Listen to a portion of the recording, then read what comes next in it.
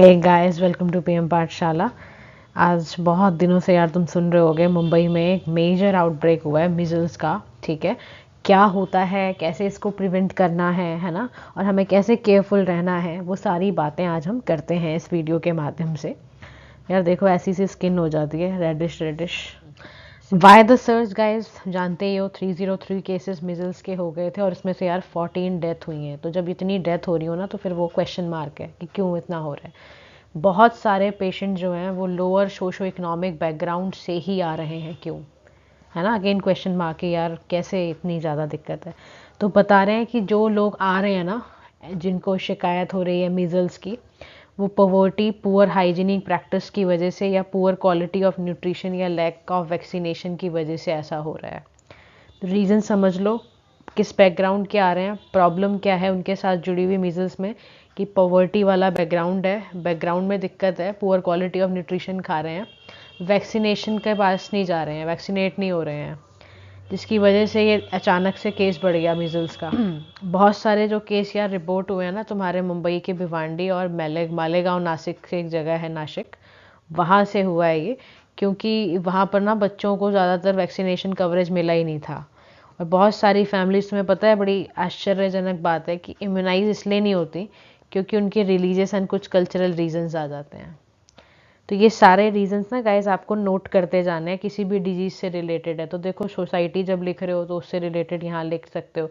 Science में इससे related कुछ क्वेश्चन आता है तो वो साइंटिफिक तो मैं बताऊंगी मीजल्स के क्या क्या सिम्टम्स और कैसे होता क्या है, डिजीज क्या होती है ये।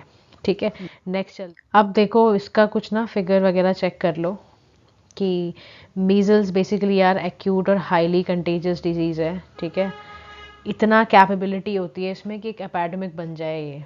It can be contracted at any as, कहीं पर भी हो जाता है। और सबसे अच्छा तरीका है यार, वैक्सीनेशन करवाओ। ठीक है, ज़्यादातर आपको देखने को मिलेगा ये केसेस ना बच्चों में ज़्यादा होते हैं। एक आर्टिकल भी आया था तो वहीं से चेक करके मैं आपको बता रही हूँ कि जो बच्चे एज ऑफ 5 के बिलो है ना, सबसे ज़्यादा वल्नरेबल सेक्शन है, वहीं पर होता है। तो सोल्यूशन क्या है, वैक्सीनेशन सोल्यूशन है। How important are the vaccine, I am again and again telling कि मीजल्स के लिए डायरेक्टली जो आपका इम्पॉर्टेंट रखता है वो है वैक्सीन। बहुत सारी स्टडीज़ ने बताया कि 100% गारंटी नहीं है, लेकिन अगर आप बच्चे को लगवा देते हो या जितने भी लोगों को लगवा लेते हो वैक्सीनेशन, तो उससे अगर आप कभी फिर भविष्य में कॉन्ट्रैक्ट करते हो तो वो इलनेस माइल्ड हो जाएगी। डेडली कॉम्बिनेशंस, जो कॉम्प्लिकेशन सॉरी हो जाते हैं ना, जैसे निमोनिया, डायरिया, सेप्सिस वगैरह हो जाते हैं, वैक्सीन प्रोटेक्शन इसको मिलती है अगर आप ले लेते हो, टाइमली वैक्सीनेट हो जाते हो। तो याद रखो, मीजल्स के आउटब्रेक में की स्ट्रैटेजी रामबाण उपाय है, वैक्सीनेशन करवाओ। तो यार जो भी आसपास तुम्हें दिखे ना इस तरह का, अगर, तो आप सबको अवेयरनेस जनरेट करो ये सारी बातों की। ठीक है, how long does it take to produce antibodies, मान लो वैक्सीन लगवा ली है, ठीक है, एकदम से थोड़ा ना अब आप सोचो कि एकदम ठीक हो गए आप। पोस्ट वैक्सीनेशन भी कुछ काम हो रहा होता है, 4 हफ्ते लगते हैं एंटीबॉडीज को डेवलप होने में। तब आप बेस्ट वे से डील कर सकते हो अगर कभी आउटब्रेक होता है डिजीज़ का। ठीक है, in this case basically children, अगर हम बच्चों के लिए बात करें तो लोग लगवानी चाहिए। तो एंटीबॉडीज़ अगर प्रोड्यूस होंगी ड्यू टू वैक्सीनेशन, अगर हम इसको कंपेयर करोगे ना अनइम्यूनाइज चिल्ड्रन से, तो तुम्हें हमेशा ही क्या मिलेगा भाई, एडवांटेज ही मिलेगा ना, वो ज़्यादा अच्छे से इन्फेक्शन से डील कर पाएगा। देखो, did the pandemic impact the national immunisation programme, अब देखो ये क्वेश्चन तुम्हारा डायरेक्टली भी आ सकता है। तो अगर ये डायरेक्ट क्वेश्चन मेंस में आ जाए तो क्या करोगे, एक हेल्प ये वाला स्लाइड आपको दे देगा, तो आप बता देना कि मीजल्स जो है वो डेफिनेटली उसमें ये बहुत असर करा है। अनडाउटेडली बहुत बड़ा गैप क्रिएट करा था पैंडमिक ने इम्यूनाइजेशन प्रोग्राम में। बहुत सारे लोग, तुम्हें पता है, अपने बच्चों को हॉस्पिटल क्लिनिक में नहीं लेके जाते हैं क्योंकि उनको हर वक्त एक फियर रहता है यार, कहीं वापस से कोविड-19 इन्फेक्शन ना हो जाए। लेकिन फिर भी क्या कहा जा रहा है, करवाओ वैक्सीनेशन करवाओ। देखो, अब मान लो किसी को हो जाता है मीजल्स, ठीक है, तो सिम्टम्स क्या क्या होते हैं उसके। देखो, जब भी वायरस एक्सपोजर होगा ना, तो तुम्हें 10 डेज के अंदर अंदर सिम्टम्स आने लग जाएंगे। इनिशियल साइन होगा, कफिंग शुरू हो जाएगी, कोल्ड, रनिंग नोज, सार throat, loss of appetite, high fever, और बाकी हेडेक्स वगैरह, ये सब एक्स होने शुरू हो जाते हैं, बॉडी पेन शुरू हो जाता है। कई केसेस में देखा गया वाइट डॉट्स आ जाती हैं on the roof of the mouth. अब ध्यान रखो, मीजल्स एक सिम्टोमेटिक डिजीज़ है। अब तुम्हारा ये ना डायरेक्टली प्रीलिम्स में पूछेगा, सिम्टोमेटिक डिजीज है ये असिम्टोमेटिक है? तो सिम्टोमेटिक डिजीज़ है ये। कॉम्प्लिकेशंस इसके अराइज होते हैं स्पेशली जब अगर बच्चा वैक्सीनेटेड हो ना, और लो न्यूट्रिशन लेवल जिस बच्चे का होता है तो उसमें ये बहुत जल्दी आते हैं। कई कॉम्प्लिकेशन में red eyes, pneumonia, diarrhoea, year infections भी देखने को मिलते हैं।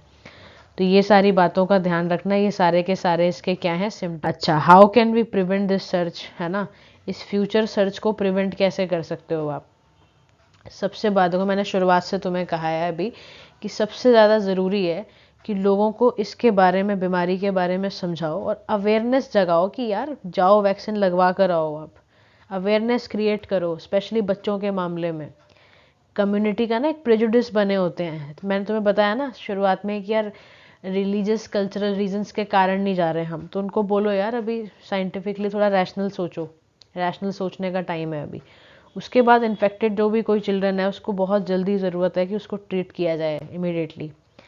तुम्हें याद है मैंने ना एक वीडियो, तुम चेक करना मेरे चैनल पर है, पीएम पाठशाला में ही है, तो उसमें हमने ना 2047 में एक वीडियो बनाई हुई है, ठीक है, कि इंडिया एट 24047। उसमें हमने कस्में खाई थी कि भाई हम करेंगे, इंडिया को अच्छा बनाएंगे हेल्थ वाइज, एजुकेशनल वाइज। तो वो वीडियो चेक करना तुम। तो इंडिया टू 2047 का आप सोच रहे हो सपना, और यहाँ पर मीजल्स से इतने बच्चे मारे जा रहे हैं, इतनी डेथ हो रही हैं। तो ज़रूरी है कि हम उनको इन्फेक्शन से बचाएं और उनको ट्रीट करें properly as early as possible. दूसरा ये भी श्योरिटी रखनी है कि जितने भी बच्चों ने वैक्सीनेशन लॉकडाउन और पैंडमिक में नहीं करा, उनको जल्द से जल्द वैक्सीनेट करा जाए। और जो बच्चा दिखता है ना जिसको भी, तो उसको यार मेडिकल अटेंशन दिलाओ, स्पेशलाइज डॉक्टर। देख लेना एक बार ये वीडियो, तुम्हें पता चल जाएगा कि इंडिया में क्या क्या हेल्थ रिलेटेड इश्यूज़ हैं। बहुत हेल्प करेगी इंडिया 2047 वाली वीडियो।